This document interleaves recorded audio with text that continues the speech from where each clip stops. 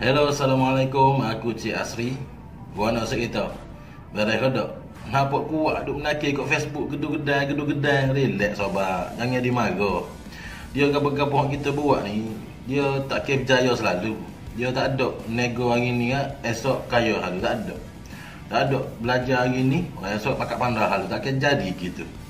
Untuk perlawanan pusingan kalah mati Piala Malaysia UiTM menentang Kelantan, perlawanan yang berlangsung di Stadium Anjung Perak, menyaksikan Kelantan gagal untuk meneruskan kemarahan dan UiTM berjaya mencipta sejarah tersendiri pasukan mereka apabila layak ke suku akhir dengan keputusan jaringan 3-2. Kalau kita boleh tengok setiap jaringan yang berlaku dalam perlawanan tu, minit ke-12 UiTM membuka tirai jaringan melalui hantaran Rabih Ataya, player import pasukan UiTM yang berasal dari Lubnan. Kemudian Arif Anwar membuat diving header untuk menewaskan Fikri Cekso. 2 minit berselang, Ni Akif kehilangan bola. Kemudian UiTM melancarkan counter attack. Gustavo berjaya melepasi pertahanan Kelantan. Dia buat cutback. Rafi Yaakob dengan tenang dan mudahnya melakukan jaringan untuk gol kedua pasukan UiTM sehinggalah tamat separuh masa pertama. Untuk aksi separuh masa kedua, Kelantan lebih banyak menyerang, melakukan asakan ke arah pintu gol UiTM dan orang kata kesabaran dan hasil usaha mereka dalam perlawanan itu membuahkan hasil. Selepas Daniel Ashraf yang menerima hantaran daripada Nick Akif berjaya melakukan rembatan untuk merapatkan kedudukan 2-1. Dan skrip yang hampir sama pada separuh masa pertama yang dibuat oleh UiTM, cerita yang sama juga dibuat oleh pasukan Kelantan pada separuh masa kedua. Apabila 2 minit berselang juga, sekali lagi Daniel Ashraf berjaya melepasi kawalan daripada pertahanan UiTM dan berada dalam posisi yang onside untuk sekali lagi menewaskan penjaga gol UiTM untuk menyamakan kedudukan 2-2. So game tu nampak fight lah, nampak sengit. Tidak orang kata hanya berpihak kepada satu tim saja di bahagian serangan.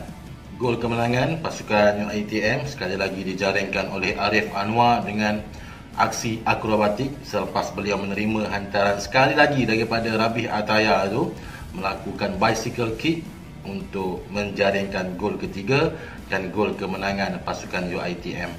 Untuk perlawanan pada malam tu secara keseluruhan aku berpuas hati dengan corak yang dipamerkan oleh kedua-dua pasukan baik UiTM maupun pasukan Kelantan. Sebab kalau kita tengok kedua-dua pasukan saling melancarkan serangan. Walaupun 10 minit pertama kita boleh tengok Kelantan jelas menguasai perlawanan dengan hantaran-hantaran pendek di kawasan UiTM, tetapi selepas daripada tu UiTM berjaya recover balik.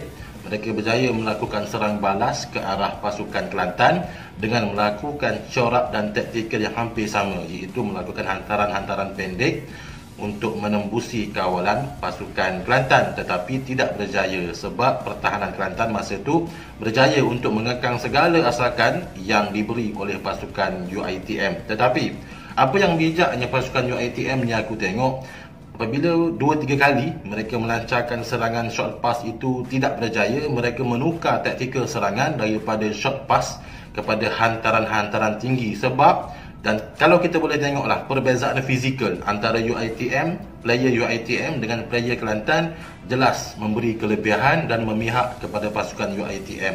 So kita boleh tengoklah hantaran-hantaran tinggi itu memberi masalah kepada pertahanan Kelantan. Untuk pasukan Kelantan pula, mereka beraksi dengan bagi aku cemerlang.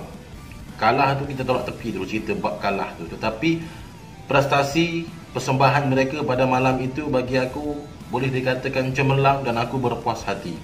Orang lain aku tak tahu. Sebab kalau kita tengoklah, walaupun adalah beberapa peluang yang tidak berjaya dimanfaatkan, contohnya minit ke-23 Ni Akif Syahiran open goal, tetapi tendangan dia tu jauh tersasar selepas beliau menerima hantaran daripada Lazarus Kaimbi. Kemudian minit ke-31 tendangan percuma daripada Syahrul Nizam kena tiang. Minit ke-49 free kick juga daripada Hakimi kena palang. Senang cerita, Kelantan pada malam itu kalah bermaruah, bukannya kalah dengan tidak melawan. Dari segi formation kita boleh tengok pasukan UiTM turun dengan formasi 4-2-3-1 Macam yang aku cakap tadi, kelebihan fizikal jelas memihak kepada pasukan mereka, ditambah pula dengan pemain import yang lebih ramai ada dalam pasukan UiTM berbanding dengan pasukan Kelantan, dan rata-rata player import yang beraksi untuk pasukan UiTM memberikan impak yang positif dalam perlawanan pada malam tersebutlah. Contohnya macam Gustavo, kita tengok kelajuan yang beliau miliki. Dan Rabih Ataya, aku rasa semua orang yang tengok perlawanan pada malam itu mengakui tentang kelebihan yang dimiliki oleh player import UiTM dari Lubnan ini, yang merupakan junior kepada Muhammad Gada, bekas pemain Kelantan. Aku tak tahulah, si Rabih Ataya ni dia dah macam pelesit di atas padang tu, dan memang memberi masalah yang cukup besar kepada barisan pertahanan muda pasukan Kelantan dan juga pemain-pemain di posisi yang lain. Untuk pasukan Kelantan pula, Yusri Ceklah menggunakan formasi 4-3-3. Cuma apa yang aku sedikit tidak faham dan aku tak tahu kenapa Yusri Ceklah tidak menurunkan Farisham Ismail, Nazrin Nawi dan juga Kecik sebagai player utama, dan hanya mempertaruhkan seorang sahaja player import, iaitu Lazarus Kaimbi. Mungkin Yusri Ceklah ada alasan dan sebab dia yang tersendirilah. Okey, Lazarus sebagai pemain import, aku tidak melihat yang Kelantan perlu kekalkan dia untuk musim hadapan. Sebab kalau kita tengok dalam perlawanan tu 2-3 kali dia tidak menjaga posisi dia. Banyak kali dia offside. Dan chemistry pun aku tak nampak dia menyenangkan pasukan, rakan sepasukan. Tidak banyak peluang ataupun percubaan berbahaya yang beliau hasilkan. So terpulanglah kepada bos Zam Saham sama ada nak kekalkan lagi ataupun tidak Lazarus KMB itu. Kemudian kapten pasukan Nik Akif Syahiran minta maaf cakap untuk perlawanan pada malam tu dia agak sedikit tamak. Bukan aku kata dia tak bagus ke, dia teruk ke, tidak. Yes, Nik Akif merupakan player Kelantan, ubi muda Kelantan yang cukup berkualiti. Cuma dalam perlawanan pada malam itu kita kena akui, dan aku rasa dia pun merasai benda tu yang dia off form. Sebab banyak percubaan-percubaan jarak jauh yang dia buat tidak menepati sasaran. Untuk penyokong pasukan Kelantan, kita berhak untuk rasa kecewa. Kawan sendiri pun perah kali ikut. Tetapi kita melihat pula dari sudut yang positif, dengan usia muda mereka sudah mampu mempamerkan aksi yang sebegitu.